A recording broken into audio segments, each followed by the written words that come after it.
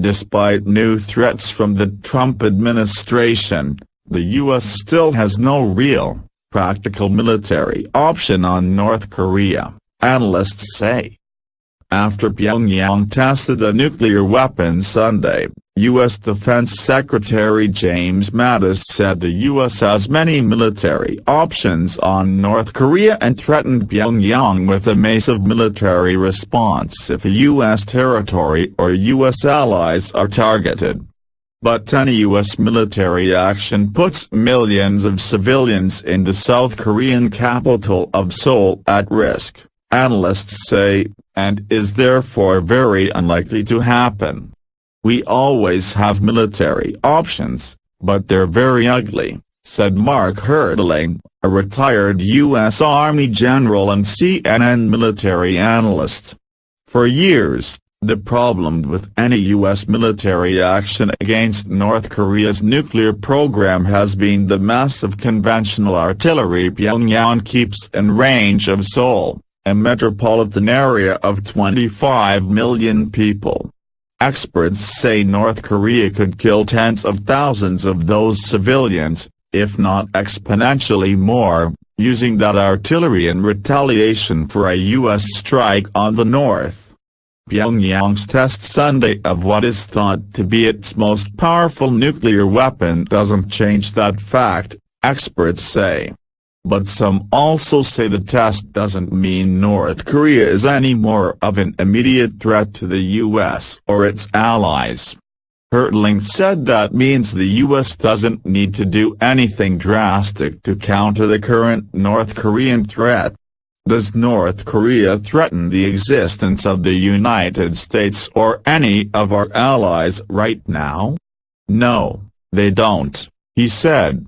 While North Korea did explode a nuclear weapon underground, and it has this summer tested what experts believe are ballistic missiles capable of reaching the U.S. mainland, it hasn't shown it can put the two together in a system that works.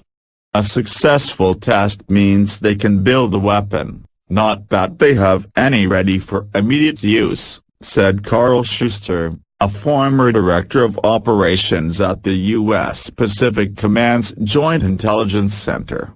But others have cautioned that the Kim Jong-un regime must be taken at its word because no one can be certain they have a nuclear-tipped missile that works until they actually try to hit something with one. If you attack them after they have the nuclear weapons, it's not a preventive war. It's just a plain old nuclear war. Jeffrey Lewis, a non-proliferation expert at the Middlebury Institute of International Studies' James Martin Center for Non-Proliferation Studies, said on a recent podcast. Bruce Bennett, a senior researcher at the RAND Corporation who specializes in North Korea, said letting Pyongyang develop a working nuclear-tipped missile leaves the U.S. open to a kind of nuclear blackmail. North Korea might tell the United States to not send conventional forces to South Korea, threatening to detonate nuclear weapons on U.S. cities if the U.S. does send those forces, Bennett said. Even if that's a possibility, analysts say the U.S. is in no position right now to wage the kind of military campaign that could bring battlefield success on the Korean peninsula. It would need weeks, if not months, to get needed additional troops and equipment to the region. Those would include aircraft such as B-2 and B-52 bombers that would operate out of the U.S. Air Force Base on Guam, and F-22 stealth fighters would be part of any first strike, experts say.